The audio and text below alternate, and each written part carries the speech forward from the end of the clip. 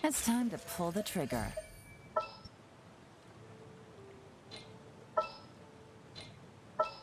This is destiny.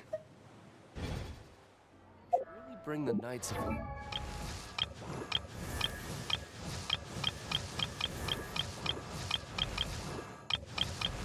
Onius with you next time.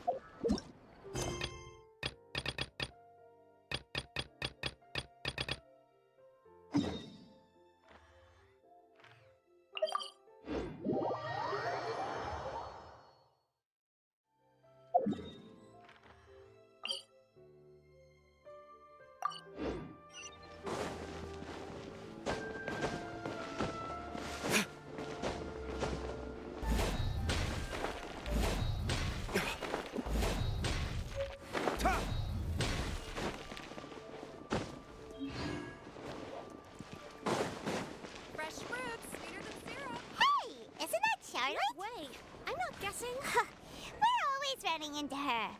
What's she doing this time? How to find that balance between flavor and nutrition. I see. So you believe that this warning letter was sent by the Phantom Weasel? Absolutely. I've said it before and I'll say it again. The Phantom Weasel never acts as you expect. He must have faked his own death 10 years ago using a body double. Now that he's back, I'm sure the guards who worked on his case back in the day are in for a headache, but however this turns out in the end, the one thing it won't be is boring. Couldn't agree more. As a journalist, I'm gonna get a lot of mileage out of this one.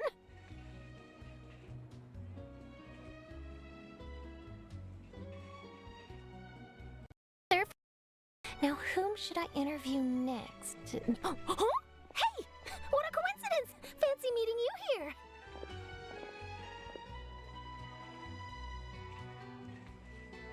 Perfect timing. So, the Phantom Weasel's latest warning letter. What are your thoughts? Yeah, this is the first time we're hearing of this one.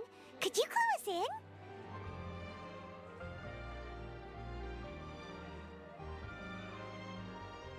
Huh? Oh, sorry. Yes, this case is from a decade ago. I guess you wouldn't know about it. Well, not to worry. You're in good hands because I'm a professional. The story goes like this. 10 or so years ago, a phantom thief became active in the court of Fontaine. Known only as the Weasel, nobody knew his true identity, and the authorities never managed to catch him. Wow, cool! He sounds like one of those mysterious night burglars that you read about in novels.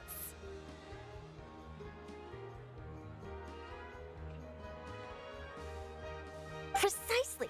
Well, except the part where they actually have a good reputation. Our Weasel targeted whatever people held dear, and no one was safe from his predations.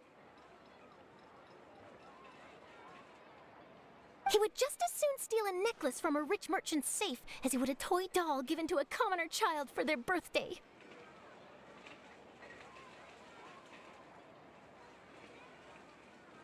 I know. The phantom thieves you read about in novels rob the rich to pay the poor, but this guy did not discriminate. Unsurprisingly, this didn't work wonders for his public reputation. Every man and his dog wanted to see him behind bars. Yeesh. So, did they catch him? Not exactly. There's a good chance that the Weasel would still be at large to this day if it hadn't been for an accident 10 years ago. A magician named Caesar fell to his death in a botched high-altitude escape performance. When the police went through his personal effects, they found a hoard of stolen loot and gadgets used for criminal activities. And that was how the Phantom Weasel's identity was revealed to all. Sure enough, thefts in Fontaine went down after Caesar's death. But today, 10 years on, the notorious thief has once again issued one of his warning letters. and pasted it on the gate of the Opera Epiclese for all to see. I had to squeeze through the crowd this morning to get a photo as soon as I heard. Here, it's this one. So, this is the warning letter, huh? Let's see what he wrote.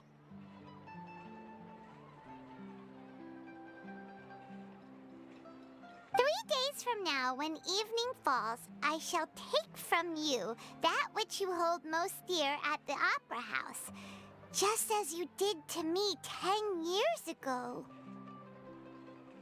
This is, without a doubt, a clear declaration of criminal intent. After years of laying low, the Phantom Weasel is back with a vengeance. What once seemed like an open and shut case has been blown wide open again. But why has he reemerged now, and what does he want? I sense an epic scoop, and I'm going for it. Uh-oh. If this thief will steal anything that other people value, does that mean even we might be targeted? Aww.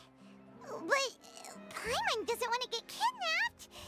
Well, he'd have to go through you first. You would stop him, right? Okay, the people have spoken. It's clear that the public are very concerned about the Phantom Weasel's reappearance. Let's see, I've got a photo of the letter, my interview notes. Yep, that should be enough to form the skeleton of my article. It does feel like something is missing, though. Something exclusive. Who should I interview next? I need someone with a more concrete connection to the Weasel. Is that who I think it is? Lenny! Magic, magician, Caesar! The Phantom Weasel! That's it! Let's go interview Lenny! You see, the original Phantom Thief Caesar was a magician too! And what do Phantom Thieves and magicians have in common? They both have an air of mystery about them. Perhaps there's a connection there. Are you serious? What sort of a deduction is that? Oh, relax! My journalistic instinct tells me that an exclusive news story is beckoning. Let's go! No time for delay!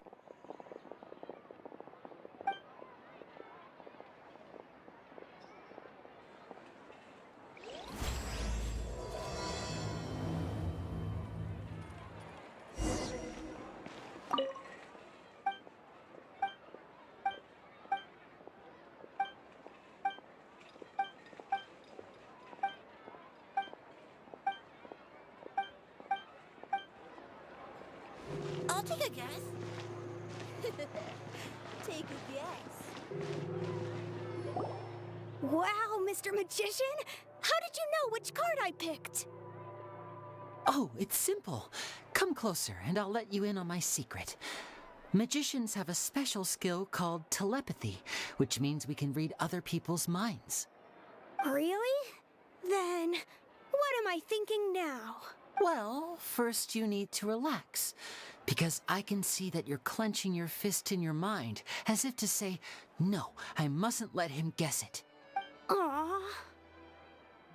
And now you're getting a little flustered. You're trying to find a way to empty your mind, to think of nothing at all. But the more you try to hide a secret, the easier it'll come out. You snuck out from home today, didn't you? You told your family a little lie so you could come out and play. Now, that's not a good habit. You can tell? Oh boy, you really can read my mind. Of course. Oh, and that's the end of my performance. You should really be heading home. Remember to apologize to your family, all right? They must be worried about you. All right, got it.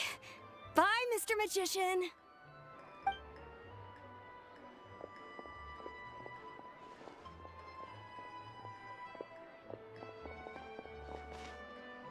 Hey, Lenny? Why, hello. We meet again. Are you looking for me? What's the situation? Well, why don't you guess, Mr. Telepathic? Oh, please. You didn't believe that spiel, did you? The power of telepathy is quite beyond me. I'm sure that child would beg to differ. Seemed like you were right on the money. That was nothing more than a little trickery. I made an educated guess based on his micro-expressions. That, plus the fact that he was the only kid here without his parents, and he looked as guilty as sin. He made it easy for me. You guys, on the other hand, let me guess. Don't tell me you're here for the Phantom Weasel, are you? Wow! Cut it in one! Is this more of your trickery at work? Wait, really? No trickery this time. It was pure luck. His warning letter's been the talk of the town, so I figured that maybe you were asking around about that. Bingo! I plan on writing a column reporting on the latest news about the Phantom Weasel. So, Linny, what are your thoughts on this infamous thief's reappearance? To be honest, it makes me angry. Angry? Why? You read his letter, right? The Phantom Weasel claims he's planning something in 3 nights' time at the Opera House. That's the night I'll be performing there. Huh. What are the chances? Wait a minute, you don't think he's after you, do you? Well, if he is, then his warning is clearly a direct challenge to me personally.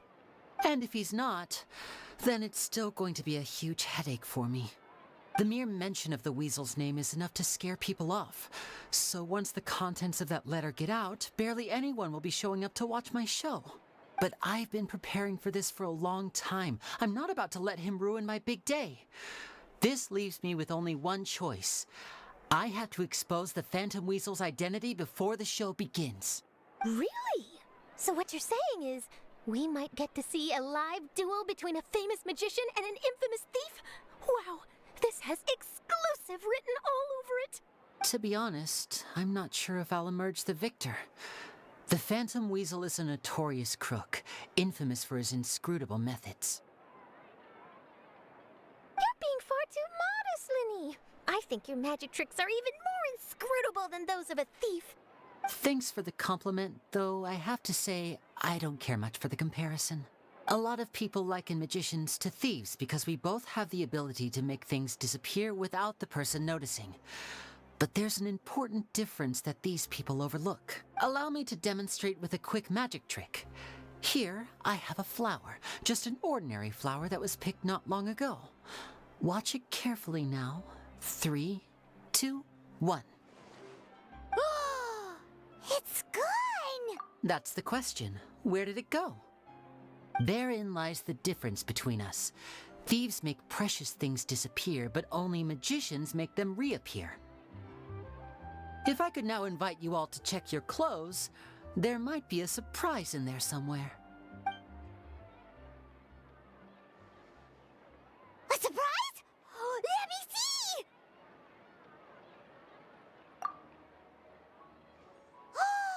It's right there! But how? You haven't moved this whole time! What an outstanding trick! Sorry, Linny, it seems that my previous praise was woefully inadequate. Clearly, magic is the superior art form to theft. Don't worry, I didn't take offense. I just wanted to take the opportunity to perhaps change some of the preconceived notions you might have about magicians. Since Caesar's death, a lot of people associate magicians with criminality. It can be quite frustrating. I can imagine. Coming back to your trick just now, might I presume that you are well versed in floral symbolism? For example, magicians often use rainbow roses in their flower-related performances to represent passion and romantic encounters.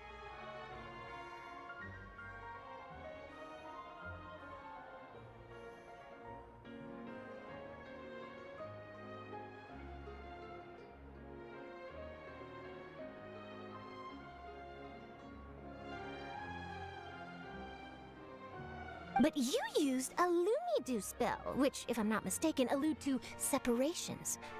I'm curious to know if there was any deeper meaning behind this choice? Impressive knowledge. It's no wonder you're such a successful journalist. But I'm afraid I don't know the first thing about floral symbolism. I'm just in the habit of using Lumidu spells in my magic. It sounds like something I should look into, though. I'll buy myself a copy of Fontaine's Floral Language Facts when I have some time. But it'll have to wait until this Phantom Weasel business is behind us. Well noted. In that case, this brings us to the end of our interview. I, for one, am looking forward to the final showdown between you and the thief. Please feel free to get in touch to update me on any further developments. Otherwise, I will of course see you at your show in 3 days' time, but let's hope the Phantom Weasel is caught by then. If there's nothing else, I'll be off. You've given me lots to work with here, and I've got no time to lose if I want to write that exclusive piece. I'll see you all later.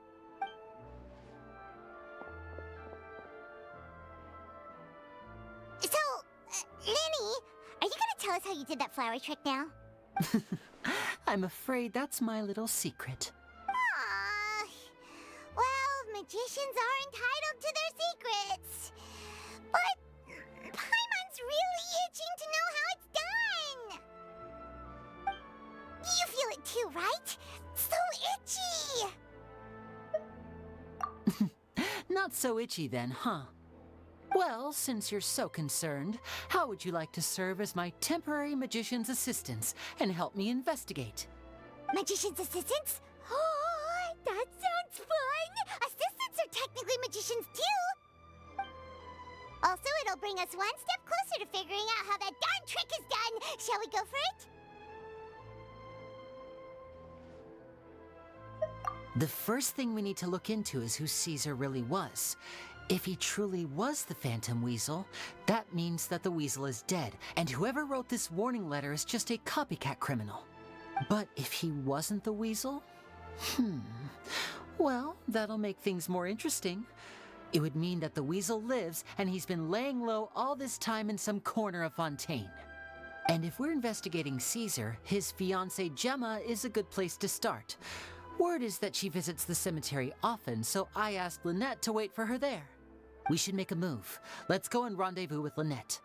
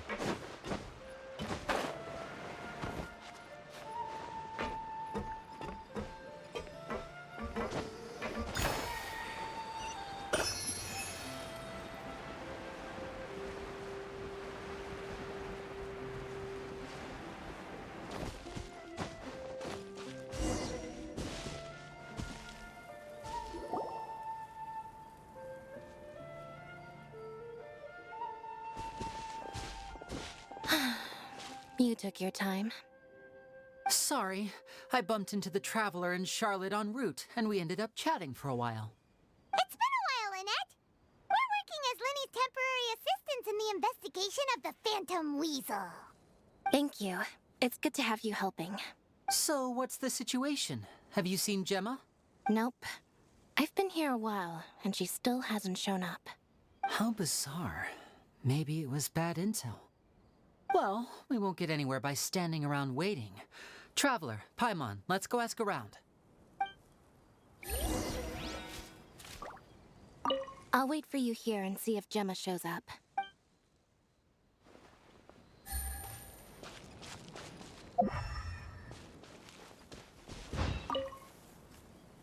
Excuse me, good sir. Do you by any chance know a Gemma? Gemma? You mean Caesar's fiancée? Sure I do. What's this about? I'm just trying to get a hold of her because I need her help with something. I heard she comes here a lot. Yeah, she does. Poor thing. It's no secret why either. She's heartsick. Ever since Caesar passed away, she's been coming here once every week to clean his grave. Often, she just sits there in front of his headstone, lost in thought. Sometimes she talks to herself. I asked her what she was doing once. She said she wanted to speak to him again. She knows he's gone and can't hear her from the grave, but she just likes to spend time there, telling her fiancé all about how her life is going. And she's been doing this ever since Caesar passed away? Oh, so 10 years. Wow. Their love must have been really strong. I'll bet. Caesar's reputation fell apart after his identity was revealed, so no one else visits his grave. Gemma's the only one who still thinks about him after all these years. I don't know if the mind lives on in the waters after death, but if it does, I'm sure Caesar must be grateful to have someone who remembers him fondly. If I'm honest, I think this is all so unfair to poor Gemma. Her fiancé was a low-life crook. He doesn't deserve someone like her. Anyway, all of that said, she's running later than usual today. Normally, she'd be sitting in front of his grave by now. I wonder if she's okay. Well, that's everything I know, I'm afraid. You might have more luck asking some other people. All right, well, thanks for sharing all of this with us. We'll keep asking around. You're welcome. I just hope she'll be able to move on one day.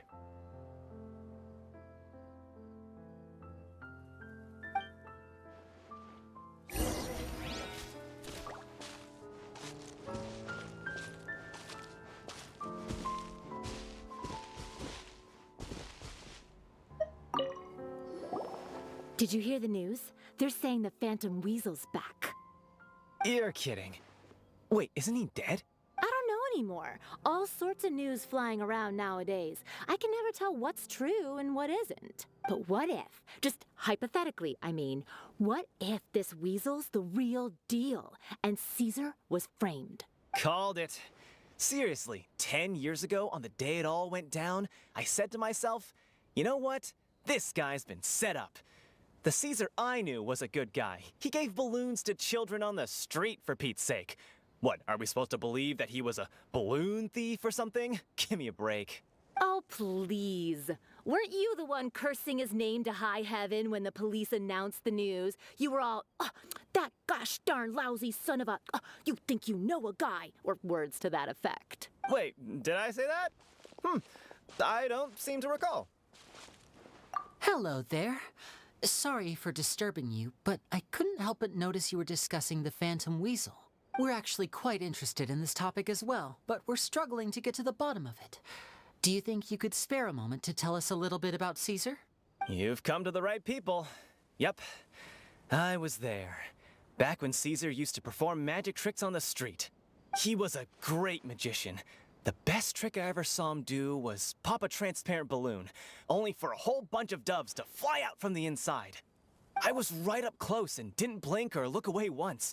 But for the life of me, I still don't have the faintest clue how he pulled it off.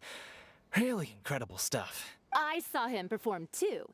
He always used to bring some gifts along for the kids who came to watch his show, and he'd hand them out after he was done. Sometimes he even got the kids to write their wishes down, and then he'd make the items on the wish list appear in his next show. Huh. He doesn't sound like such a bad guy. But after he died, there were also rumors that he used the wish list to find out what was precious to people, with the intent to steal it later. As I'm sure you know, the Phantom Weasel would steal just about anything from anyone. Whatever the case, now that the Weasel is back, Caesar's become a hot topic once more. I bet Gemma must be pleased. If Caesar's name gets cleared, maybe it'll finally give her some solace after all this time. No, speak of the devil. That's her over there. If you've got any more questions about Caesar, she's definitely the one to ask. So that's Gemma. Is it just Paimon, or does it look like something's wrong? Wait, it looks like she's injured. Come on, let's see if she's okay.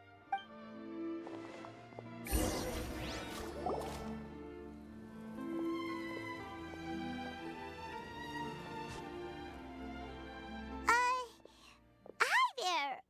You're Gemma, right? Who's asking? Don't be afraid. We mean no harm. It looks like you're injured. How bad is it? Thanks for your concern, but you didn't answer my question. Who are you, and what do you want with me? My name is Linny, and this is my sister Lynette. My name's Paimon, and this here's the Traveler. We're investigating the Phantom Weasel. The Weasel posted a warning letter this morning. If he still lives, that means that Caesar was falsely accused. You knew Caesar better than anyone else. So if you're willing, we'd love to hear what you think about all this. I promise you can trust us. We won't hurt you. In fact, we'll do all we can to keep you safe. I never believed that he was the Weasel. Huh. I suspected as much. Okay, so going back 10 years, do you remember anything strange in the weeks leading up to the accident? Did Caesar have a falling out with anyone, for instance? No, not that I know of. Got it. All right, sorry for disturbing you. If you don't have any more questions, please leave. I want to be alone with him.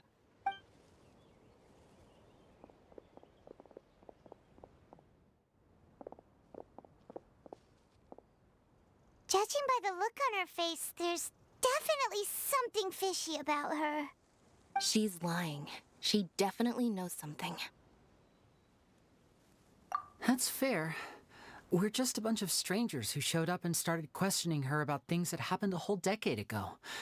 It makes sense that she'd be wary around us. In any case, I doubt we'll get any further here, so let's call it a day. Meet me outside Hotel de Boer tomorrow, and then we'll start the next step of our plan.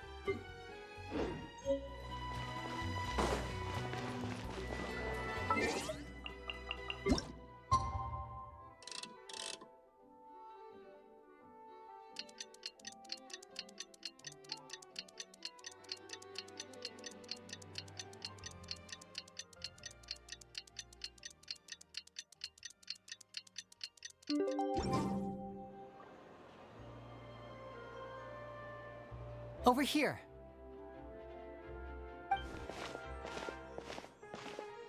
Lynette's not joining us today? I've had her follow Gemma and see if we can make any inroads with her. They should be at a cafe right now. Still, I don't think that Gemma's likely to open up to us. So, we need a contingency plan. Today, we'll be looking into a guy named Lorenzo, Caesar's former pupil and assistant. When Caesar passed away, all the stolen goods discovered in his home were confiscated and returned to their rightful owners. But Lorenzo was the only one privy to all his magic secrets, and he inherited his craft. Before long, Lorenzo was the next big magician in town, his fame surpassing even that of his master, and it made him very wealthy. He's since left the magic scene, though, and these days, he's a wealthy businessman with his fingers in a lot of different pies. I had to pull a lot of strings, but I managed to get him to agree to a couple of drinks with me. Be warned, though, I hear he's got a hair-triggered temper. We'd best be careful.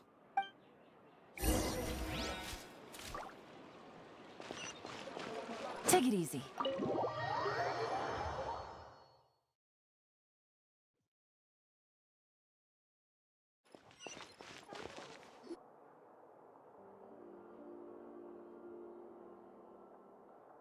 You neglected to mention that you were bringing 2 other people with you.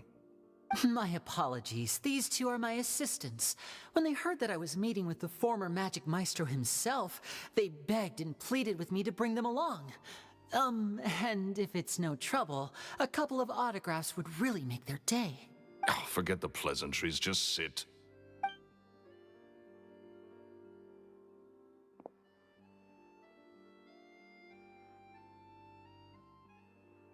Get a load of this guy.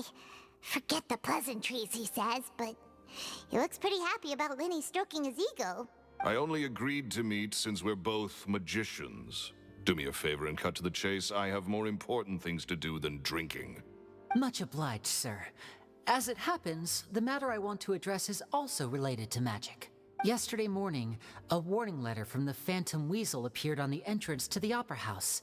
He claims to be planning something for the same evening that I'm scheduled to do a magic show there. As such, I believe that I may well be his target.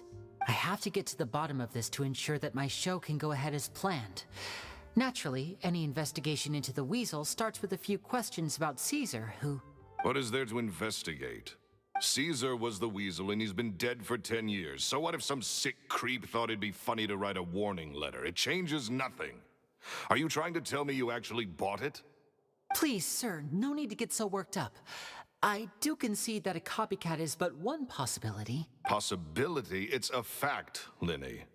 Look, my patience is limited, so listen carefully while I'm still willing to put up with you. The Weasel is dead.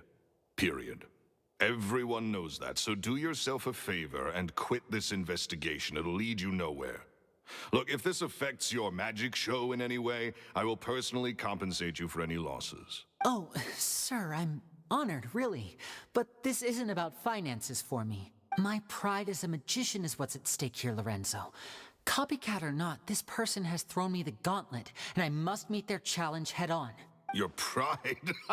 Don't mince words with me, boy. Just tell me, what exactly are you seeking to do? I want to find out the Phantom Weasel's true identity. I have to know for myself what really happened 10 years ago. What would that accomplish? And what do the events of 10 years ago have to do with you, anyway? Look, you of all people should know that a magician never reveals their secrets. And in any case, dead men don't talk. So if you really care about your magician's pride, then you'll forget about Caesar and move on. Uh-oh. This is getting awkward. Lorenzo? Is that? Oh, it is you! I know that big, booming voice anywhere. What's up, my man? Want to grab a drink with me? Another day, I'm busy. Oh, come on. You can't be all business all the time. You know what they say? Live fast, die young. You gotta learn how to kick back and relax once in a while.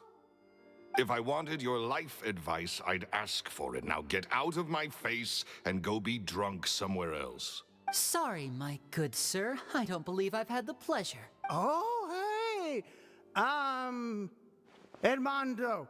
He and I are business pals. We worked together a bunch of times. This is your first time meeting him? Oh, he's always like this. Foul-mouthed and hard-nosed. Never heard a kind word out of this guy the whole time I've known him. And he wonders why he can't get a girlfriend, despite being, what, pushing 40, 30, something? Anyway. Point is, a lot older than when he first got rejected by the girl he was into. And he's still into, from what I hear. Shut up and get out of my face. Another word out of you and you can forget about doing business with me ever again. Do I make myself clear? Sorry, I may have had a little too much to drink. All right, I'm gonna leave. Don't work too hard.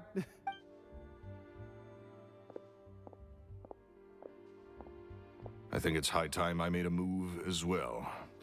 If you really want to investigate this, Lenny, be my guest. But if nothing good comes of it, don't say I didn't warn you.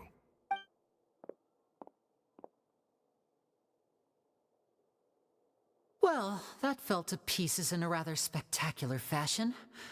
Any thoughts? Totally. And what was all that about compensating you for your losses?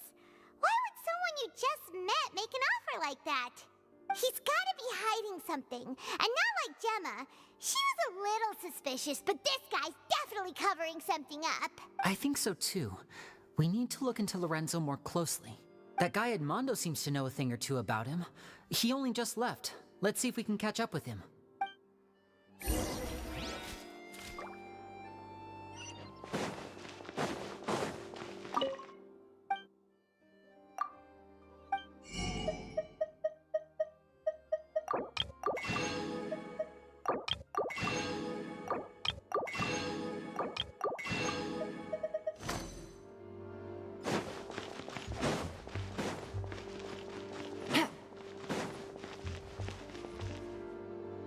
Take it easy.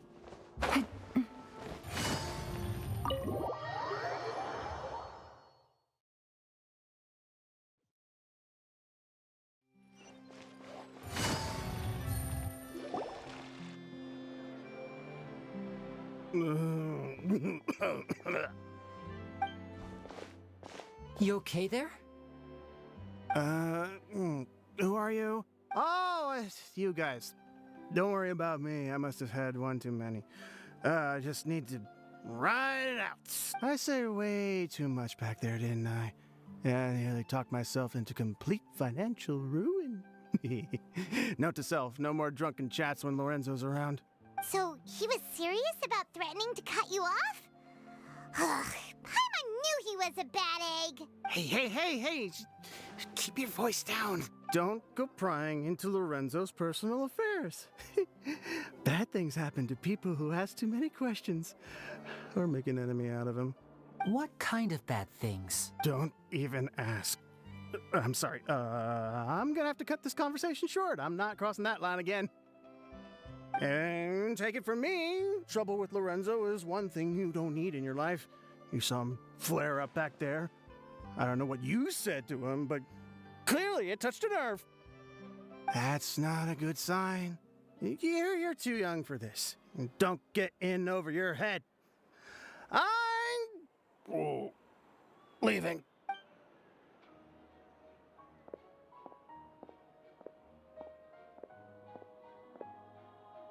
And there he goes. What do we do now, Lenny? Shh! I think we're being watched. Someone was listening in to our whole conversation. Don't say anything and don't look back. Any altercation in the city will attract the guards. We'd better take this elsewhere.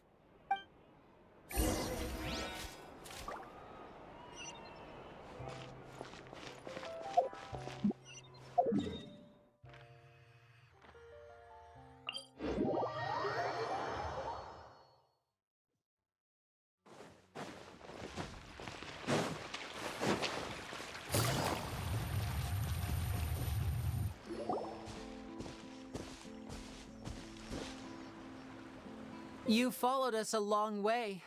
Why don't you come out and introduce yourselves? So you're Lenny. And where's your sister? Ain't she with you today? Save us the trouble and go fetch her for us. Let's not drag this out. Paimon doesn't like the tone of your voice, mister. Who sent you, huh? Save your questions, missy. You ain't gonna need answers where you're going. Capiche? Looks like we can't avoid this fight. Now, I'm not the strongest fighter, so I hope you're ready to back me up. Don't worry, we got this! Now disappear! Stay calm, stay good.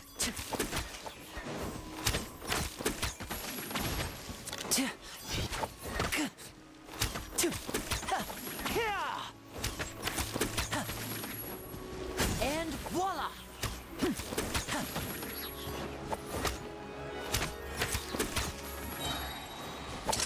Here comes the finale.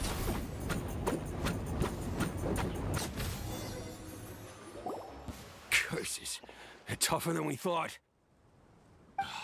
Vision wielders are always trouble. Intimidation ain't gonna work like it did on the lady. Come on, let's scram!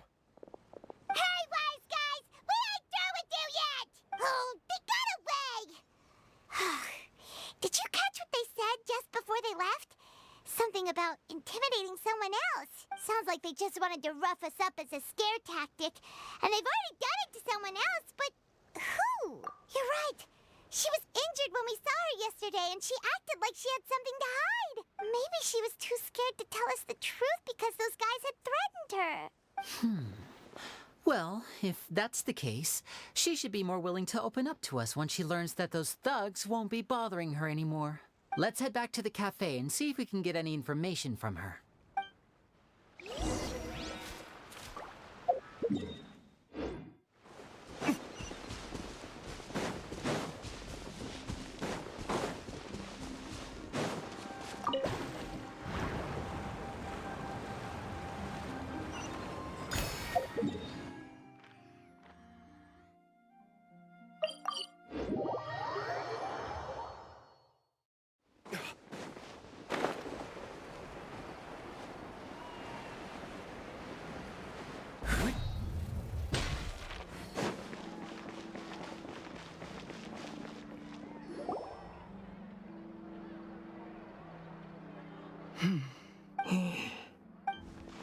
Gemma?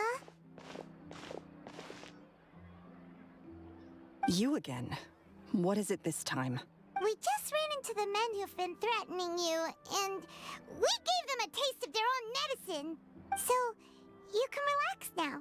We're here to protect you. What? Why? I didn't tell you anything. Why would they come after you? Sounds like they're no strangers to you. That's putting it mildly. I know them all too well, and I hate them with every fiber of my being.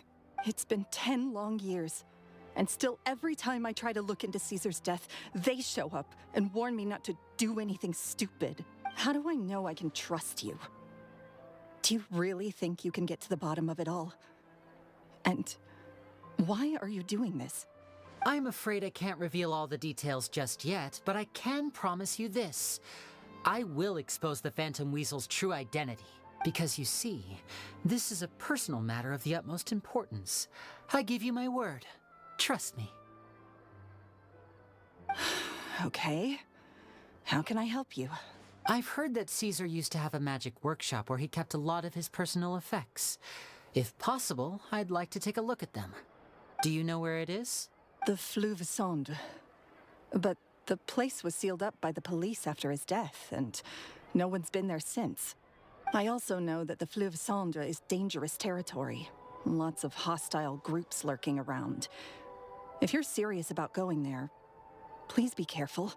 Understood. Lynette, you stay here and take care of Gemma. Don't let her come to harm. Got it. But if I'm staying here, I'm ordering dessert.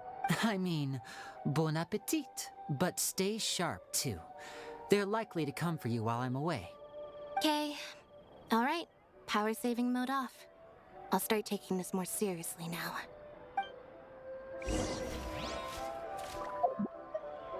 With me here, nothing will happen.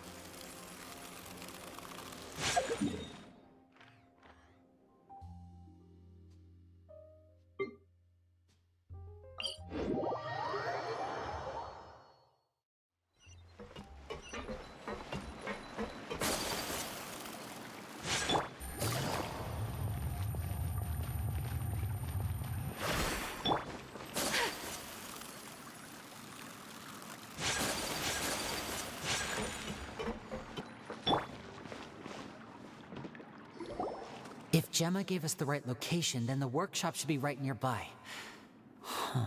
Looks like these boxes are blocking the entrance. Let's shift them away first. There we go. It should be just down here.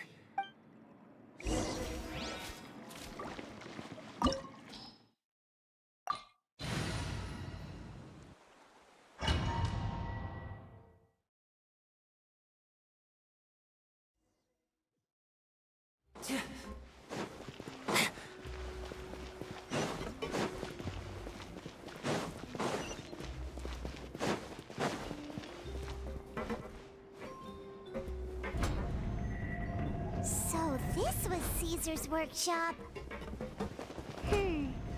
Nothing suspicious here, just normal magic props. Let's head in further. What was that? Oh, is this one of Caesar's gadgets?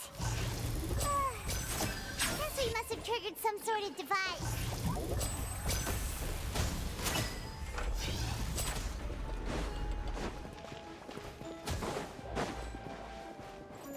Step right up. Things are about to get dicey.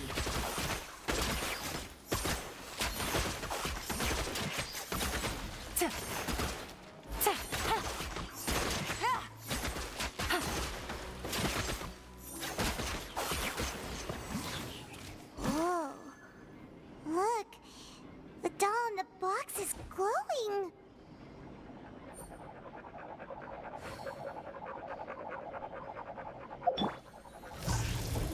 There's something written on the card on this doll.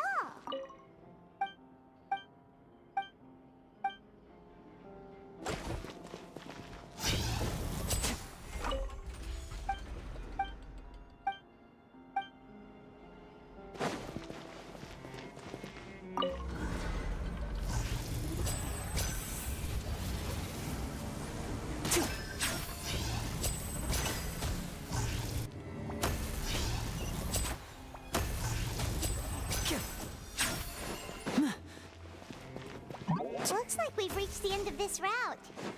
Shall we try a different one?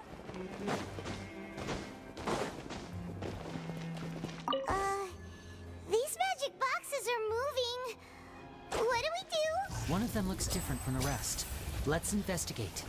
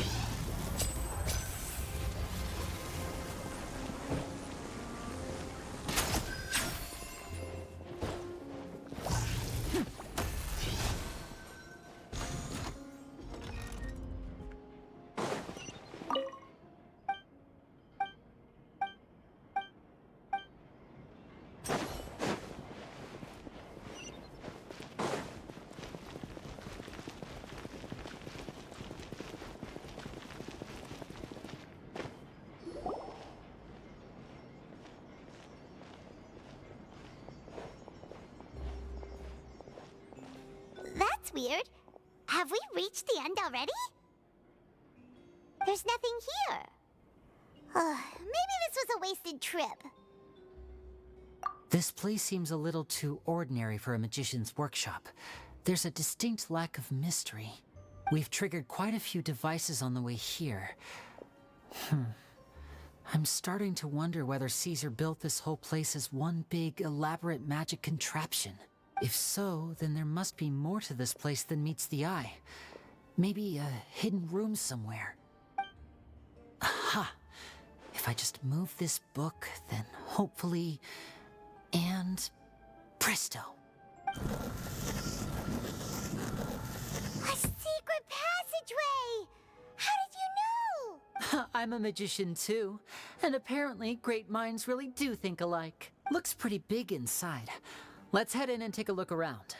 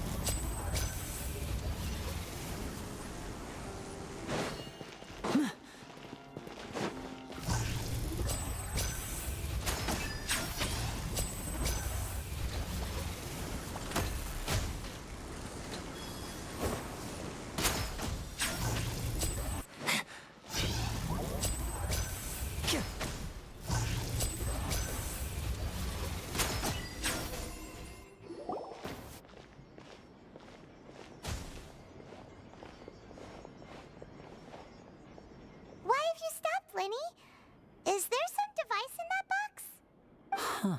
It just looks familiar somehow. Let me check this out for a second while you guys go on ahead. If anyone makes a major discovery, let's rendezvous here. All right, see you in a bit.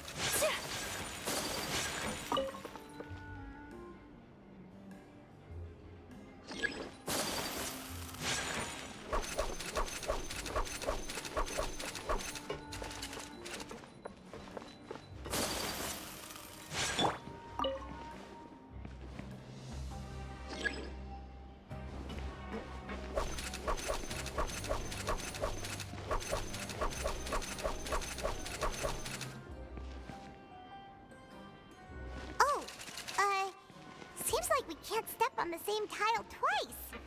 Guess we've got to finish it in one run, huh?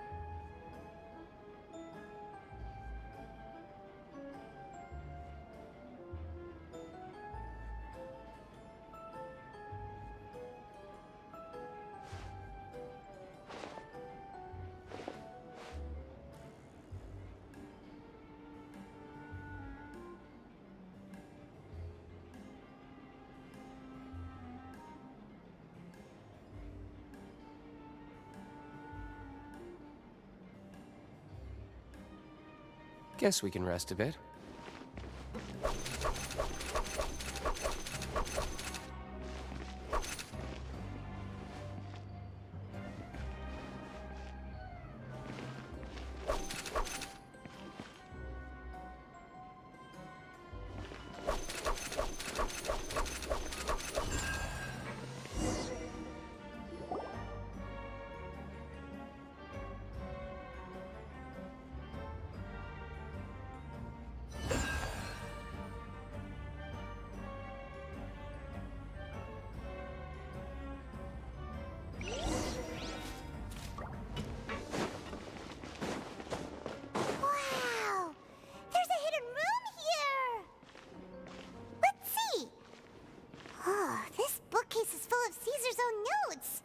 He wrote a lot about the principles of magic.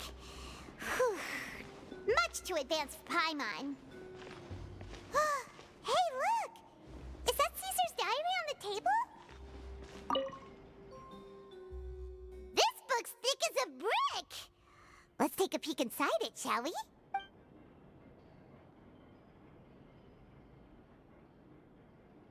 At one of my shows a few days ago, A child asked me how I pulled candy out of my hat. As a joke, I told the kid that the hat has a built-in wish-granting machine. Next thing I know, today a whole bunch of kids were pestering me to pull all sorts of things out of the hat. So I told them another white lie. The machine needs time to power up, but in the meantime, you can write your wishes down. Well, they took me up on that offer, enthusiastically. As I write this, I've only just got back from running around all over town, buying the things they wanted. Boy, are my legs sore. I wound up saving very little this month, but that's not a major issue. I now have a bigger problem. How am I going to hide all these things inside my hat? 2 children came to talk to me after today's show. I don't know why they were out on their own. They looked much too young to be unsupervised. I do hope they got home safely. Anyway, they said that they wanted me to teach them how to do magic. It's not uncommon for children to ask this, of course, but I've never seen any of them as serious about it as these 2. I told them that learning magic is very hard work, but that didn't faze them at all. It's like they already knew. They seemed so committed. I couldn't turn them down. It seems like something's bothering Lorenzo lately, but he won't open up to me about it. Surely he's not upset that I agreed to teach those 2 children. I'll have to talk him around. I have a good feeling about those kids. They're naturally talented, and it seems like they're not new to the world of magic. They have all sorts of fantastic ideas. All I'm really doing is helping them develop a more professional standard training plan. They wanted to call me Master, but I told them they absolutely mustn't. Any magician worth their salt could have taught them what I have. They're the geniuses here. Compared to them, I don't deserve to be called any sort of master. With time, I have no doubt that they could become far greater magicians than I. My only concern is why they're so mature for their age. I fear they've had to grow up too fast. I don't dare to imagine what they must have been through. Gemma thinks so too. She doesn't like being around them. Says that their eyes are too piercing. They don't bother me, but then again, I've never been the sharpest tool in the shed. It's nearly time for me to go on tour. I asked the 2 kids if they'd like to come with me, but they shook their heads. I once overheard them talking about their father and their mission. Sounds like their parents have other plans for them. I guess we'll be parting ways soon. It's only been 10 days since I first met them, but I think that I've gotten a feel for their personalities now. They're very tough, but also very cautious, and they trust no one but each other. This, I fear, is not a good habit to have. They hide things from me too. For example, when I asked them where they live and why they wanted to learn magic, they lied. That's the thing about children. Whenever they're trying to cover something up, it always shows somehow. I can sense that their lives have been hard, possibly even dangerous too. They're not like other children. It's a shame that I can't do more to help them. After thinking things over, I decided to tell them a bit about how I see the world. It's full of lies and falsehoods, and that is why we must find our own truth. P.S. I hope they won't find my nagging annoying. Children are so opinionated nowadays. Will it do them more harm than good for someone they've only known 10 days to lecture them like that? P.P.S. Maybe I'm overthinking this. Children aren't interested in grand philosophies. It probably just went in one ear and out the other. I bet they've already forgotten every word I said. Oh, Caesar, Caesar. Just mind your own business next time. 2 magic geniuses with a father and a mission, huh? Sounds a lot like he was writing about Linny and Lynette, don't you think? So did they meet Caesar when they were kids? Let's go ask Linny!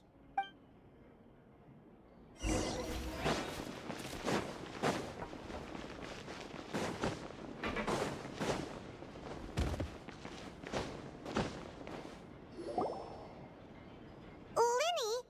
Shh, hold that thought. As I expected, there's a lot of fishy things going on in this place. Fishy? Uh-oh, what have you found? All in good time. Before we go over our new leads, I want to tell you how a high-altitude escape is performed. First, the magician slots themselves into a magic box in full view of the audience. The box is then suspended high in the air, and a short while later, the base automatically opens. At this point, a dummy will fall out of the box, but it looks real enough to grab the audience's attention, and they start wailing and screaming. Meanwhile, the real magician, who has by now blended into the crowd, waits for a good moment to make their appearance and put on a hysterical performance. Oh no! Is that me? Did I just fall to my death? Very vivid description. Paimon can really picture it. And then what? The audience's gaze then turns to the magician, and by the time they realize what's happened, the dummy has vanished, as if everything that just happened was some sort of shared illusion. Of course, that's just how I think the process should work, theoretically speaking. The inventor of this trick never performed it successfully. When the box opened, Caesar was the one who fell out, and not the dummy. He fell right to the ground from the highest point of the opera house. No one could hope to survive that fall. Not without a vision, at least. And no one else has ever attempted this trick since. My understanding of how it works is just based on what I could gather from his notes and the relevant gadgets here in his workshop. So Caesar's famous high-altitude escape has never been done, huh? Paimon was about to say how cool it would have been to see it in person, but if it's that dangerous, it's probably for the best that no one else tries to do it. Wait a second. So if a dummy's supposed to drop out of the box, then where does the real magician go? How does he get out? Glad you asked. That brings us to the secret of said box. This box right here is the one that Caesar constructed himself to use in the performance, and it's not as simple as it looks. Inside, there's a device that only the magician himself would know about. Once the magician's inside and the box is lifted up into the air, the audience's view of the box is fixed at a certain angle. From where they're standing, they have a clear view of the front, sides, and bottom, but the back and the top are now no longer visible. At this point, the magician presses a button inside the box, opening a secret door out of view.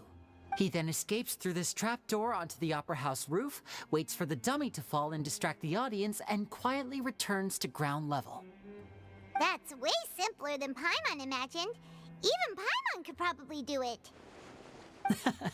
Well, there's a little more to it than that, of course. The hardest part of this trick is controlling the audience's mood and reactions. That takes an exceptional degree of showmanship. There's the falling dummy, the miraculous reappearance, the pompous performing. Maybe the magician would even have themselves tied up before it begins to strengthen the impression that there's no escape. Many days and nights of careful research and painstaking practice would have gone into this, all culminating in a performance just a few minutes long, but one that still manages to transform the shock and grief of a tragic accident to the joy and laughter of a mesmerizing magic trick. Caesar was a highly accomplished magician. But unfortunately, even he didn't manage to pull it off. So, how did it go so wrong? You said you found some fishy stuff here. Have you figured out what really happened? I can make a pretty good guess. I looked into the case files. The magic box Caesar was using at the time of his death had the secret button I mentioned positioned on the right-hand side. And, sure enough, he always used his right hand as his dominant hand in public. Okay. Nothing suspicious there. But here's the strange thing. Most of the devices in this workshop have the mechanism on the left-hand side, including this box right here, which leads me to believe that Caesar was in fact left-handed. Because a magician can't afford to have their most basic habits stand out too much. People naturally focus their attention on the most important details of the task or situation at hand. But a magician needs to be able to redirect an audience's attention at will, so as to avoid arousing their suspicion. The essence of magic is getting people to believe a lie. If even the truth raises eyebrows, the falsehoods become all the more difficult to mask. And so, Caesar trained himself to use his right hand to align with his audience's expectations. Great magic always requires sacrifices. But in his most stressful and nerve-wracking moments, and when no one was watching, reflex would kick in and he'd use his left hand.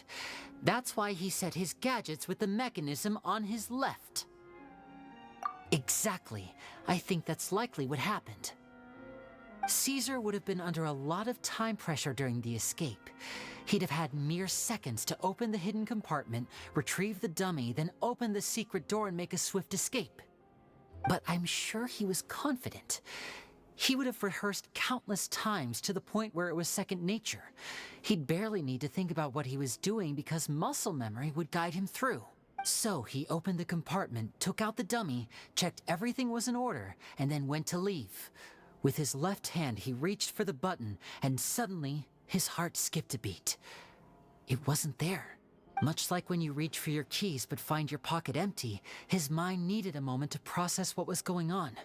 Instinctively, his left hand would keep feeling around for the missing button, maybe for another second or two, until the bottom of the box gave way. With the stakes being as high as they were, just a 2-second delay cost him everything. The authorities would find nothing suspicious and conclude that his death was due to his own error. When in reality, someone switched the boxes, and they did it to murder him. But how would they be able to make the switch without being noticed? That would be difficult to pull off, no? It would have to have been someone who knew that he was left-handed and who could move his props around without arousing suspicion. Someone who was always by his side. Isn't that right, Lorenzo? You just couldn't let sleeping dogs lie, could you? There's not a lot of people who'd go to all this trouble for some magician who died 10 years ago. I didn't want to have to do this, you know. Silencing you the hard way just creates more problems for me to deal with. But I gave you your chance. I hoped you'd do what's good for you and back off like the lady, but you disappoint me. You mean Gemma? So you are the one who's been threatening her! Yes, although however stubborn she might be, she was never much of a liability. But you people, you never even knew him, but for some reason you just wouldn't drop it. Which is why you can't leave this place alive. Take them out, and make it quick. Do your worst!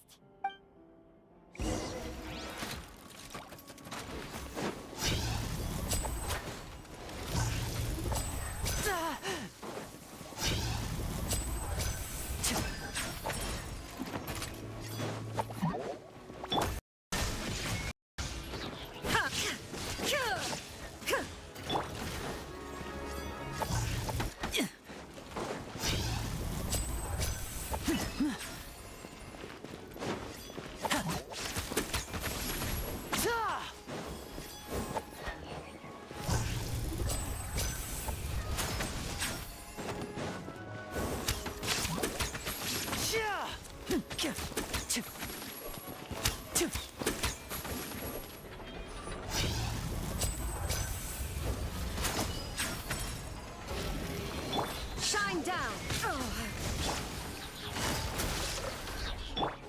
Embrace the ice!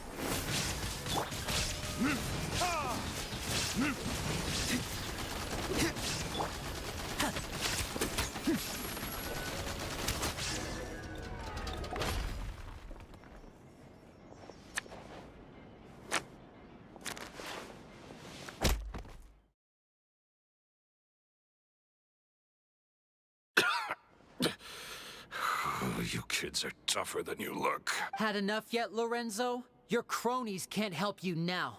I think it's high time you started talking. And what I'd really like to know is, why did you murder Caesar? If I had a Mora for every time you said that man's name. Of course you idolized Caesar, everyone else did. But I was the real genius magician. Me! He was just an amateur who did cheap tricks for gullible children. I was the one who made magic into the fine art it is today. The aristocrats doffed their hats to me! So it was jealousy. Jealousy. Hatred, more like. I hated Caesar. All he cared about was his magic. He lived and breathed it. He poured everything into his street performances and his stupid tours like it was just a hobby to him, never bothering to think about Mora. What sort of fool devotes their life to the art of deception and never has a Mora to show for it? But the people loved him, didn't they? Oh, how they looked up to him. No one gave me a second look. All I ever heard was, "Oh, your master's amazing, isn't he?" Amazing. Yeah, so amazing that he was completely broke. Every other apprentice was living it up at their master's expense, but no, not me. I put in all the work, mastered all the skills, and it brought me nothing more than the life I already had. He forbade me from using magic to trick people out of their Mora. There was nothing he hated more than that. And with his reputation in Fontaine, it was too risky for me to go it alone. As long as he was alive, if I dabbled in my own brand of money-making magic, he would expose me, and it would destroy me. I had to kill him. There was no other way. He had to go. And this was your only motive? It was reason enough. What other motive would I need? Well, I was under the impression that there might have been other factors at play. For instance, maybe you were in love with Gemma, but she was engaged to Caesar. In love with Gemma? Don't be ridiculous. Guess I was wrong about that then. Next question. Are you the Phantom Weasel? I am. Caesar was so strict with me. He insisted that his way was the right way, that the sole purpose of magic was to bring joy to the world. I never bought into any of that. I was more interested in the practical value of magic. Sure enough, it helped me fill my pockets with all kinds of valuable treasures. Oh, yeah! Charlotte told us that the weasel would steal whatever people valued, no matter how much it was worth. That's just how it looked from the outside. What would any thief want with second-rate loot? I've only ever targeted high-value items. I stole cheap things as a way of practicing my craft. It was other people's overactive imaginations that conjured up the preposterous image they then dubbed the Phantom Weasel. So that's the story, huh? Well, I hope you're ready to tell it all over again during your trial. What choice do I have? You're a pack of wolves, and you've got me between your jaws. You've seen what's here, and my last-ditch effort to stop it getting out has failed. What else can I do? So be it. I've enjoyed power and wealth for the last 10 years, the likes of which Caesar could never give me. I wouldn't choose for things to end this way, but I regret nothing. Very well. In that case, I'll contact the guards. Traveler, Paimon, keep an eye on Lorenzo for me. I'll meet you just outside the workshop when I'm back.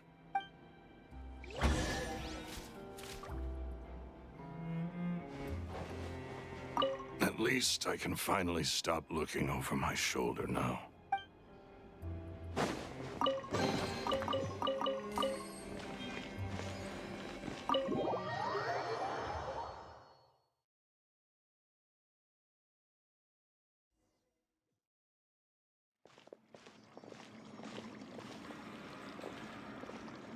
Lily has told me the whole story. Lorenzo, do you confess to the murder of Caesar and to framing him for the Phantom Weasel's crimes? Look who's finally developed a conscience. What kind of disciple murders their own master? I hope it was worth it, because there'll be hell to pay.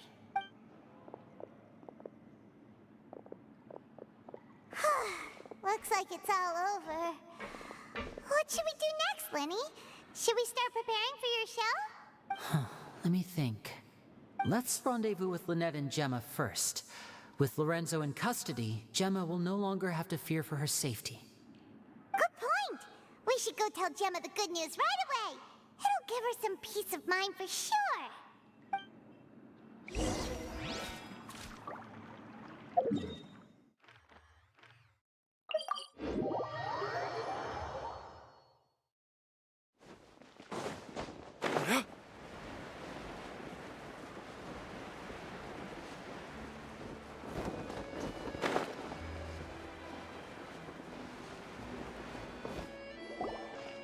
Ah, you're back. You were so quick. I've only just finished my third dessert. Your third?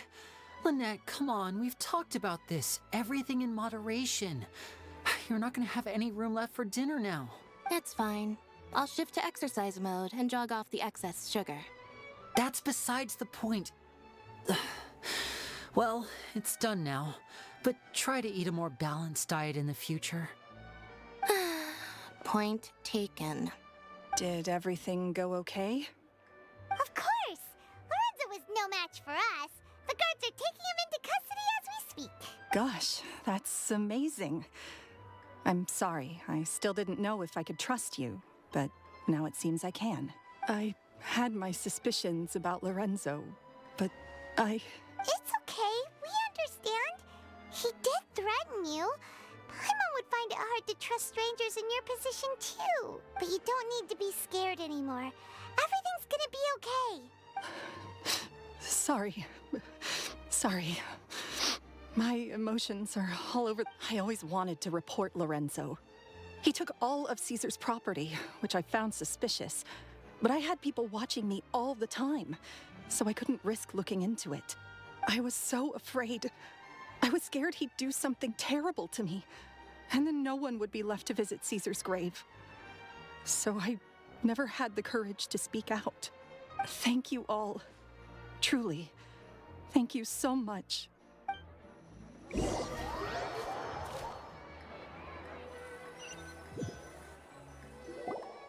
Thank you all for clearing Caesar's name. I never would have guessed that Lorenzo was the real Phantom Weasel. He never showed any signs that there were problems between him and Caesar in public. From the outside, it looked like they got along great. And to think that lowlife's been living life to the fullest all this time, while Caesar's name was getting dragged through the mud. It's a travesty. At least his soul can finally rest in peace now, thanks to your efforts. If only I'd realized before it was too late. Don't blame yourself, Gemma. This isn't your fault. Yeah, you still have the rest of your life to live. Caesar wouldn't want to see you spending it feeling guilty. Cheer up, Gemma. My brother's doing a magic show at the Opera House tomorrow evening. Would you like to come along? It might raise your spirits. This show will be a special one. We're holding it in Caesar's honor. In Caesar's honor? Really? Oh, thank you. I'll be there. Great. We'll see you tomorrow evening. Traveler, Paimon, don't be late. Don't worry, we'll be there. No way are we gonna miss out on a free magic show. Wait, Paimon feels like we're forgetting something. Oh yeah, Caesar's diary! We never found out if the two kids Caesar taught magic to were Linny and Lynette or not. Linny changed the topic back in the workshop, so we didn't get a chance to bring it up. Oh well, guess we'll just have to ask Linny tomorrow evening.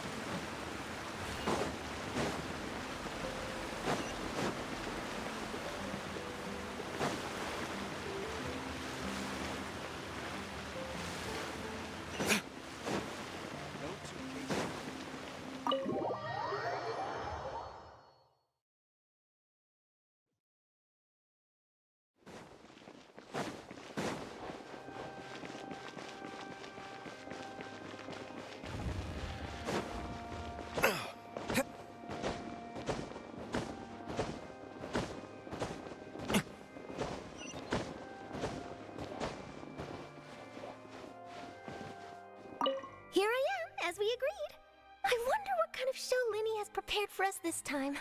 Oh, the anticipation. It's killing me. Oh, and how could I forget? Thank you both for capturing Lorenzo. Now that this decade-long case of the Phantom Weasel has finally been put to rest, I'm going to go through my notes and put it all together into the most spectacular special column piece to ever grace the pages of the Steambird.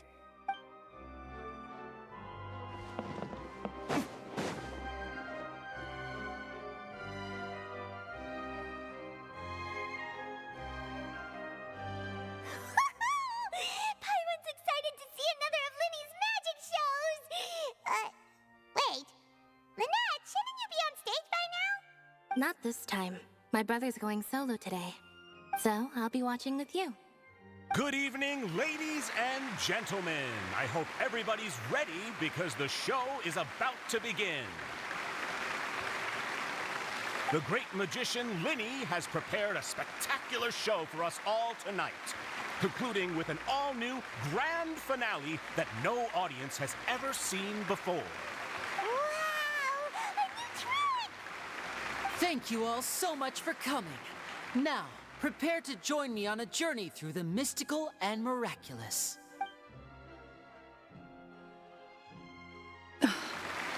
Exciting stuff, isn't it? Yes, it's just... It reminds me of him. No wonder. Caesar was a famous magician too. So, how did you two first meet, Gemma? Well, I was out on the street once, and I saw him performing for little children. Children love magic, because they're willing to believe in things that can't be rationally explained. Caesar had this amazing way of bringing them into a dreamlike world. And somehow, Aw, that sounds so romantic. What trick did he do? It was with a flower. He took it in his hand, snapped his fingers, and it magically appeared on my head. I was so happy that day. No one had ever given me a flower before that. Oh, that's so cute! Actually, now that you mention it, Linny's done that one before. Is that right? Then I suppose he's a romantic at heart, just like Caesar. So let's treasure the time we have with him. After all, you never know when the people dearest to you might be gone. That's right. It's all over now. Paimon doesn't really know how to comfort you, but at the very least, no one's gonna be intimidating you from now on. You can breathe easy at last, right? Right. Yes, you can breathe easy now. Phantom Weasel. See? Even Lynette says... Wait, what? The Phantom Weasel? Lorenzo escaped? Where is he? What do you mean, Phantom Weasel? As Linny once said, a performer's job is to commit fully to their role and put on a flawless performance for their audience. But once the bag of tricks is empty and the curtain falls, it's time to end the show. The spotlight is no place for someone with no more cards up their sleeve. It's been 10 years, Gemma. Aren't you tired of the grieving widow act? I think it's time to put an end to it. What are you talking about? Paimon doesn't like this riddle. Traveler, Paimon doesn't like where this is going. Come on, say something! Ladies and gentlemen, I hope you're all enjoying the performance so far.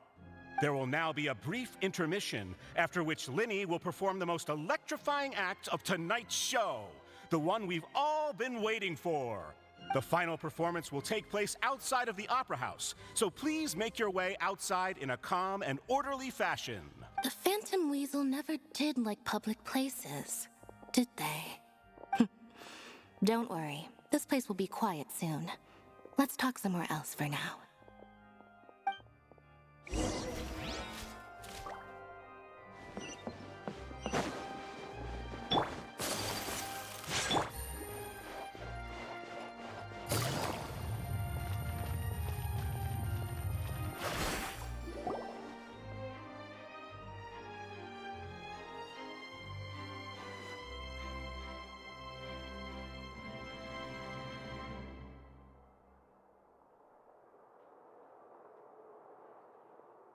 Dear me, this is awkward, isn't it? And unfortunately, I'm all out of gadgets, so I'm afraid I can't do any tricks to liven up the mood. This is a big mistake for a magician to make, but thankfully, I do have a backup plan. Now, who wants to hear a story? Lenny? Don't we have more important things to address right now?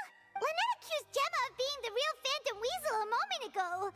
Oh, what the heck's going on? All in good time. Magicians are good at guessing what people are thinking. I know the questions you want to ask. And as it happens, the story I'm about to tell might answer a few of them. Really?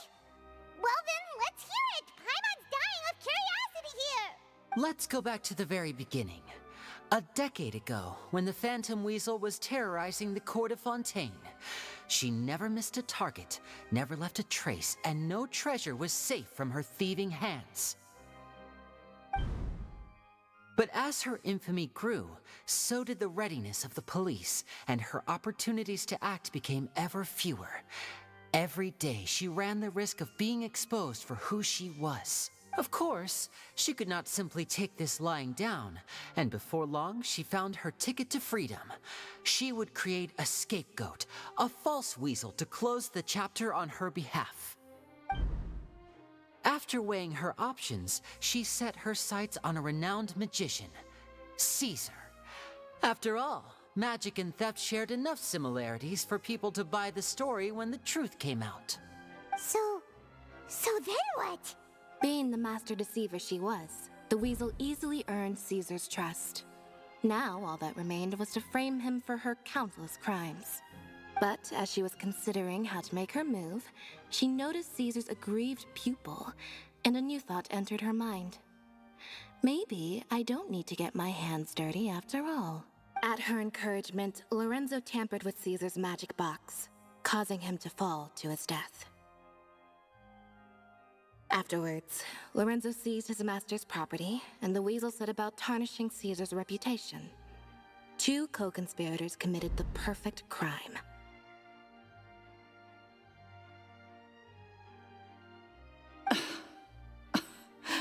I've got to hand it to you. You're both exceptional storytellers. It's enough to make even me wonder whether there was really another mastermind behind all this, pulling the strings. But I just have one question. You seem to think that I am the villain in this tale. What's brought this on, Linny? Is it something that Lorenzo said? Don't worry, Lorenzo said nothing at all. But I never believed that he was the weasel, and in fact, my investigation only made me more certain of that. He was too forthcoming with his confession, as if there was something else he was trying to hide. How disappointing. So you'd sooner trust Lorenzo than me, even without a shred of evidence? A magician is an expert at playing the audience to get the result they want.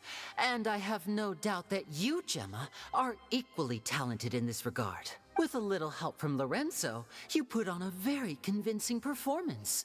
The lovesick fiancé, whose devotion to her betrothed is unshakable, even under threats of violence. Caesar was maligned and hated by all for 10 years, but you? Everyone sympathized with your plight.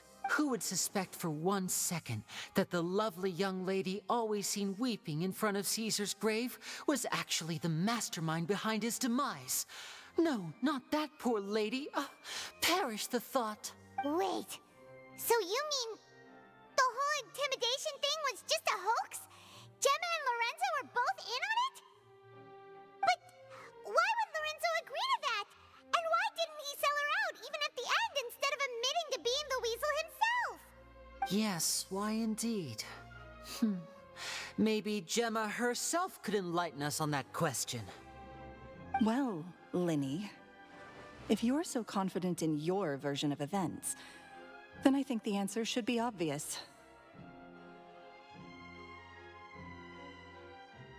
Having killed Caesar with his own hands, Lorenzo was plagued by overwhelming guilt.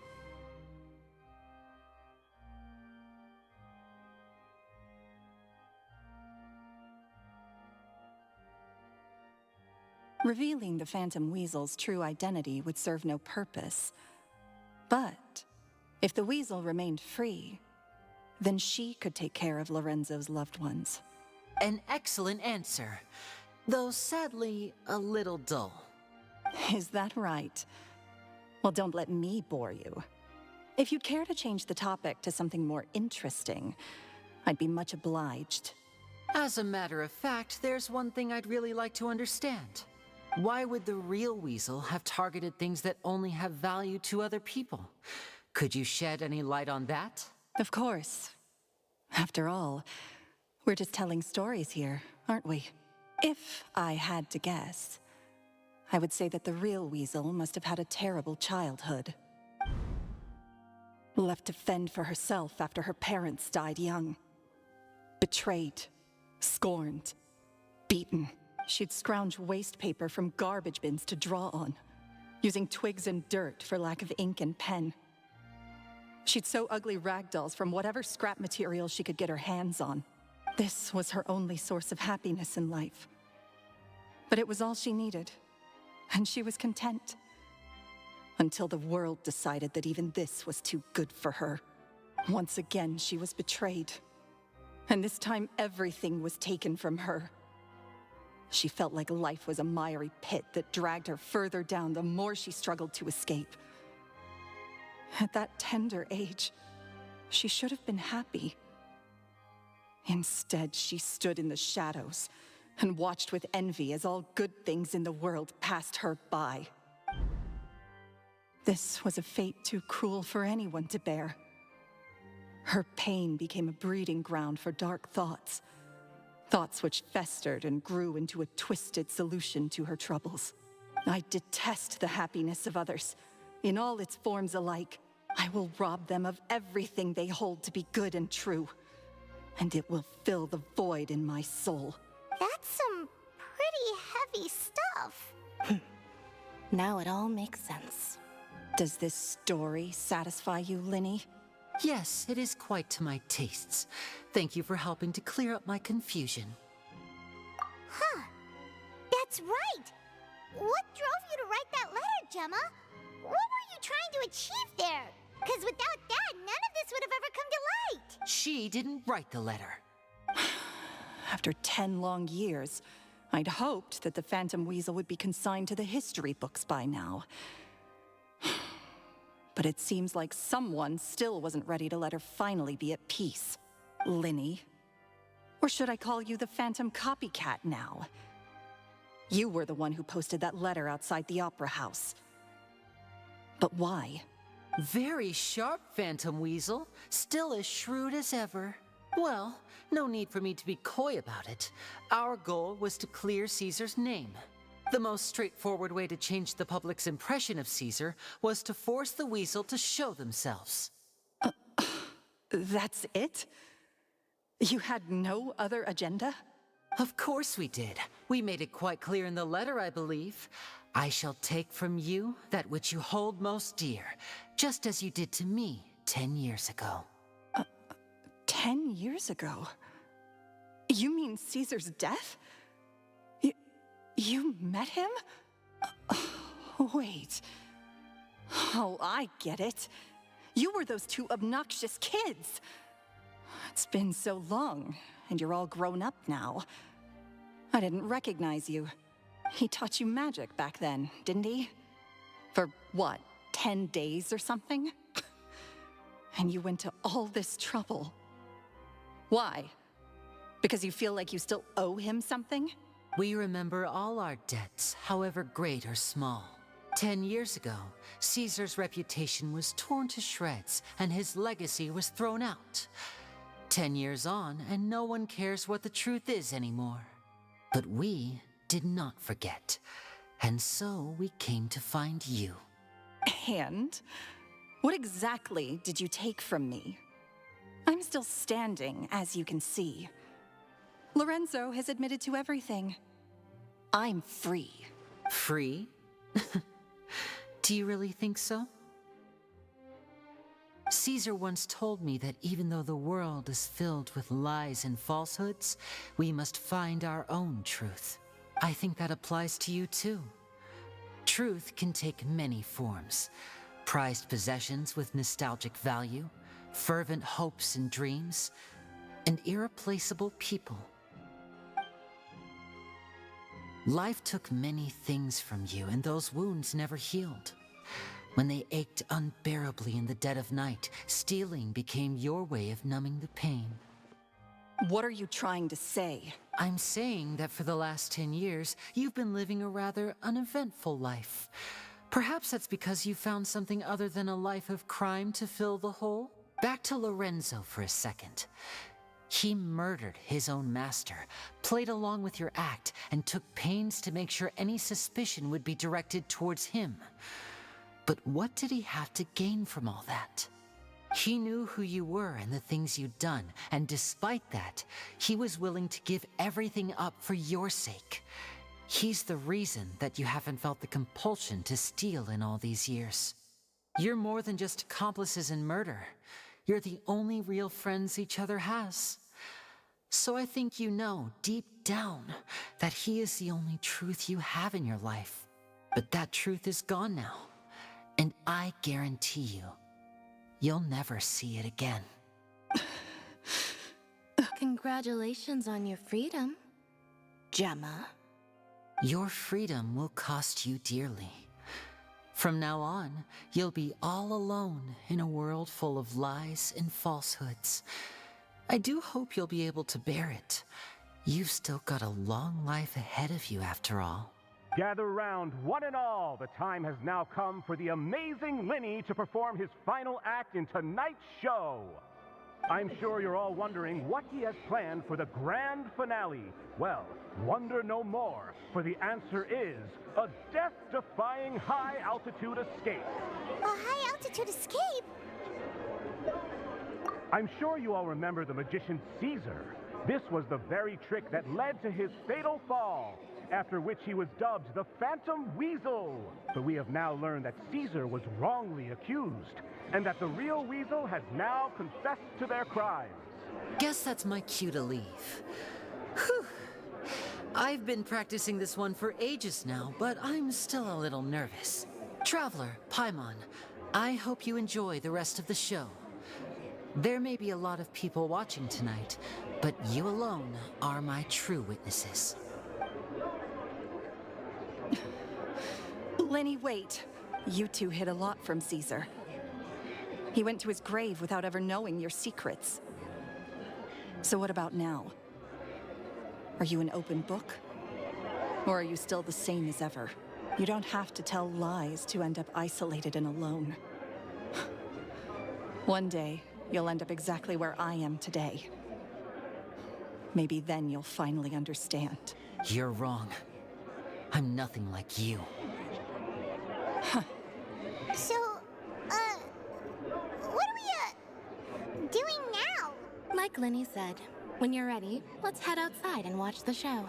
But what about Gemma? She'll figure out what's best for her soon enough. Oh, and if you'd like to see Lenny after the show, you know where he'll be. The usual haunt. All right. Well, let's go and watch Lenny's finale then. This trick's a pretty dangerous one, but he should be able to pull it off, right?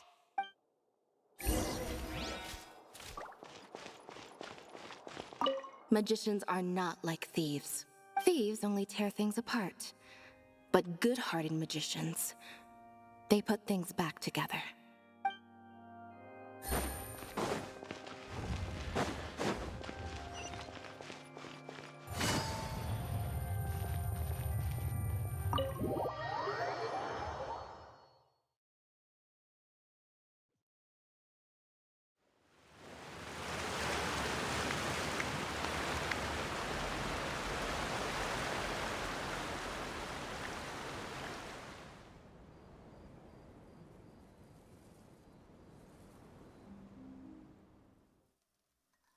Magic should be mysterious, surprising, and defy logic. Magic is hard work. Every single movement has to be practiced thousands of times. It's all right. We're used to that.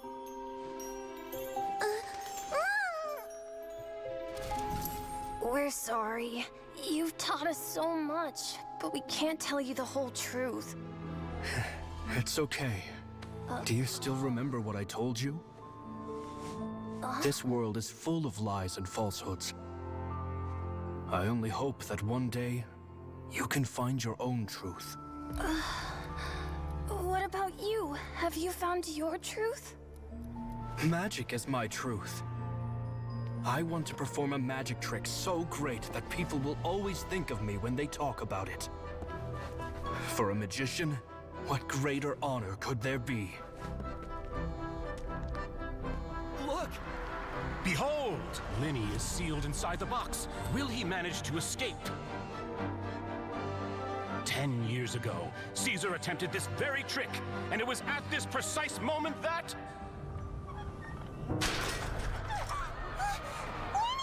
Watch out!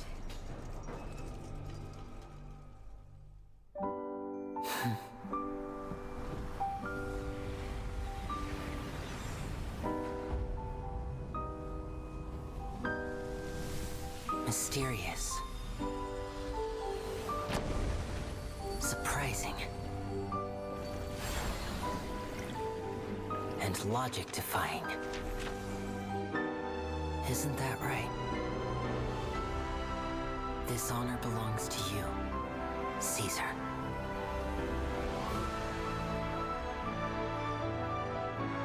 I'm just sorry it's a little late.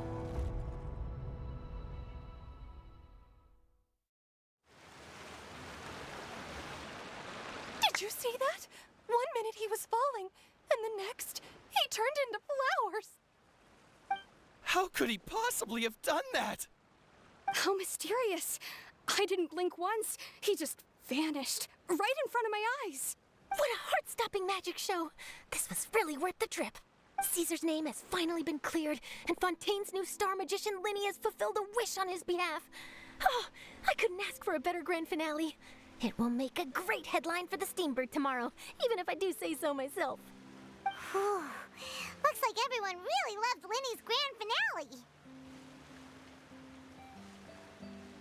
Paimon doesn't see Linny anywhere. Where'd he go? Oh, Lynette said he'd be waiting for us at the usual haunt. But, where is that? Oh, you mean the one where Caesar's buried? Yeah, that's probably it.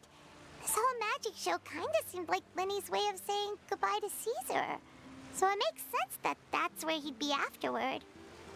Alright, let's go look for him there.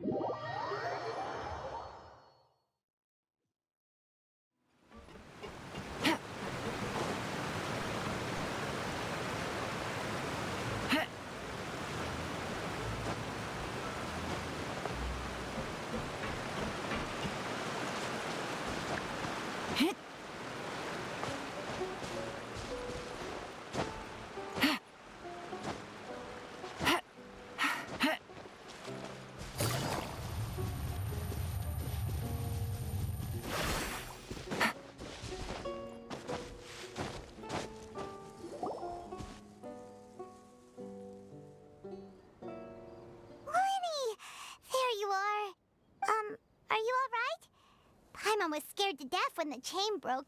Paimon was sure something had gone horribly wrong. Magic is a performance art. A magician has to get creative to keep the audience on tenterhooks. That's our job. So I tweaked Caesar's original setup a little to keep it fresh. I was honestly a little nervous during the live performance. The thought of falling, suddenly feeling weightless, seeing the sky and the ground spinning and spinning. Sometimes, I can't help but wonder what Caesar thought in those final moments. Did he regret taking Gemma and Lorenzo on? Or did he believe that it was his own slip-up right until the end? You know, Paimon's been wanting to ask you about something ever since we were in Caesar's workshop. You learned magic from Caesar once, didn't you? When was that? After I joined the House of the Hearth. To be honest, Lynette and I had an agenda when we approached him. I told you about my past before, remember? As a young boy, I survived by secretly learning magic from street performers. I'd watch their tricks and try to figure out how they were done. But I quickly realized that observation alone could only get me so far. What I saw was the polished final performance, but the rigorous training they put in behind the scenes remained invisible to me. I needed to learn how to improve my sleight of hand, hone my misdirection skills, and make niftier props. We were gifted enough that we'd made some progress by ourselves, but without proper guidance from a professional magician, we quickly plateaued. So that's why you sought Caesar out? Yes. We figured there was no harm in asking, but it took us by surprise that he was so willing to teach us. In all, we only spent 10 short days together, but he was very good to us. By contrast, we hid so many things from him. For instance, when he asked why I wanted to learn magic, I answered, "It's my passion." But in truth, there was already a lot more to the story by then.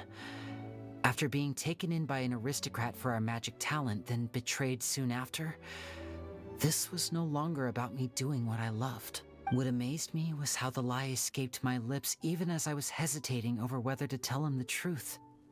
Trust is a beautiful thing. Sadly, I'd forgotten how to trust by then. Lenny. Still worried about the way I feel? You really are a gentle soul, aren't you? But don't worry, I'm used to it now. From the mansions of the elite to the house of the hearth, lies and selfishness have followed me and Lynette everywhere we go. After Caesar went on tour, we became busy with our missions. The next we heard of him was that he'd fallen to his death, and was now declared to be the Phantom Weasel. That night, I remembered his smile. But as I lay there, I didn't know what to say to him. To keep secrets is to put up walls. The longer you keep them up, the less you let people in. Then, one day, you look around and realize your life is like an empty auditorium after a show, full of seats once occupied by all the people who left. But I guess that's the price we have to pay.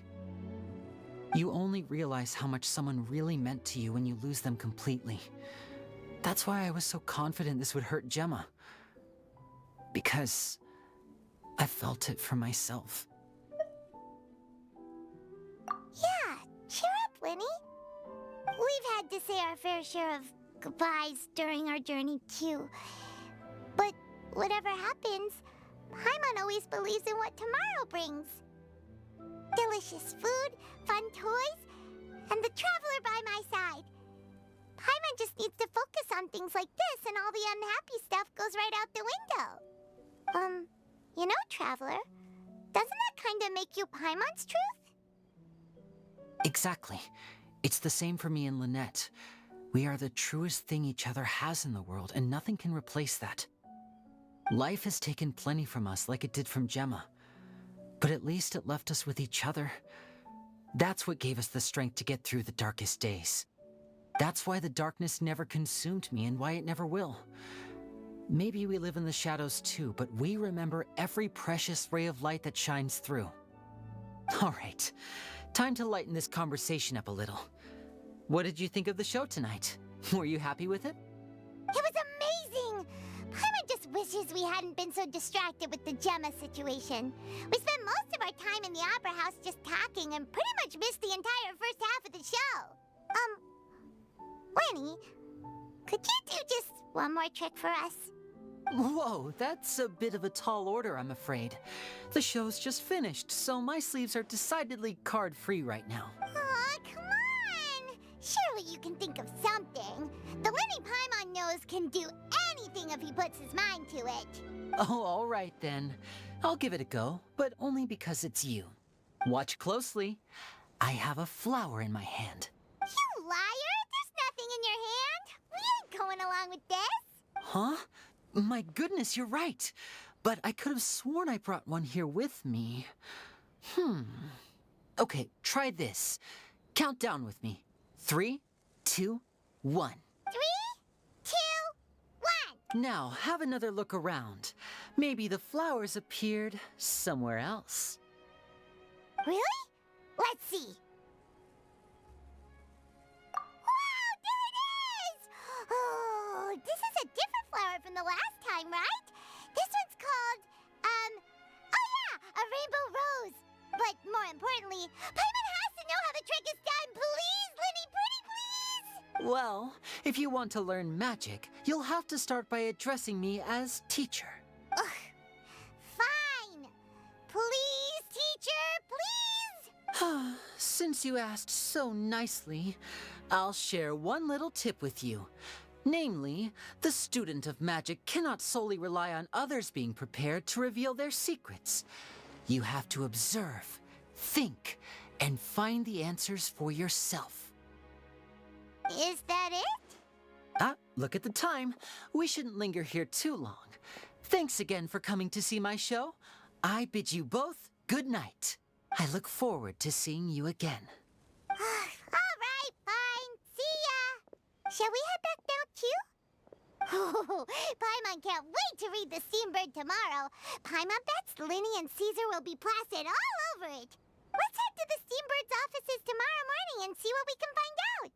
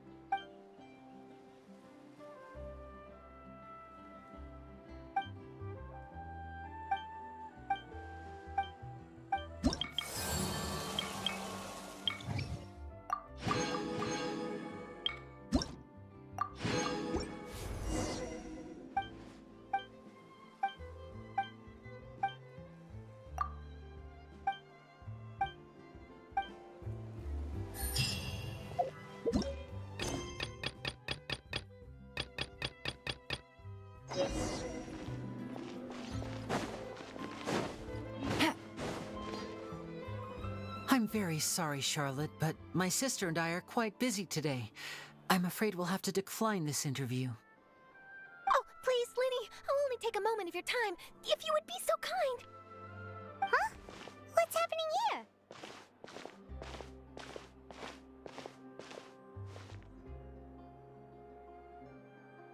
I spent all night writing my piece about the Phantom Weasel, and it was going to go to print this morning.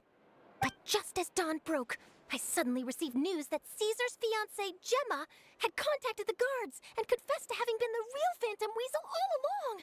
That was quick. Too late, bro. That was quick, you say? It sounds like I've got some catching up to do. Please, fill me in. Whoops. Aha! My instincts did not lead me astray. You do have something to hide. Gemma turning herself in must have something to do with Lenny's performance last night. Maybe watching my high-altitude escape trick reminded her of a better time with Caesar, and she could no longer ignore the voice of her conscience. Huh. Okay, then. Wait, no, there must be more to it. If that's all it took for her to have a change of heart, how did it take her 10 whole years? Well... Oh, I remember now. You and Gemma were nowhere to be found after the show. What happened between you? Quickfire question. Where did you all go after the show? Oh, we went to the cemetery and Lenny did a private magic trick just for us. Actually, glad you mentioned it, because that reminds Paimon. Guess what? Lenny started using rainbow roses in his tricks. What? I don't recall ever having received a rainbow rose from you myself. Is this supposed to mean that they're more important to you than your own sister? No, I just, What now? Oh, did Paimon say something wrong again? This is getting pretty awkward. What do we do, Traveler? Seems like this interview wasn't meant to be. Well, never mind. There's always next time. Forgive my persistence, but when there's explosive news waiting to be found, I can't turn away. The news about Gemma has already made waves, and I'll stop at nothing to get to the bottom of it all. Apparently, one of the things she said to the guards was that her final wish is to see Lorenzo one last time. There's clearly a web of complicated relationships there. Can't blame me for being curious. All right, I guess I'll leave you to continue the rest of your conversation in peace. Bye for now.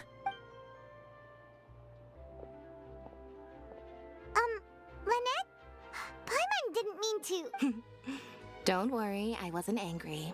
I was just trying to distract her. Oh, really? Oh, thank goodness. You scared Paimon there. Phew. You and me both, Paimon. You and me both. At least it did the job, right? Please, take good care of that rainbow rose. I'd be really upset if you lost it.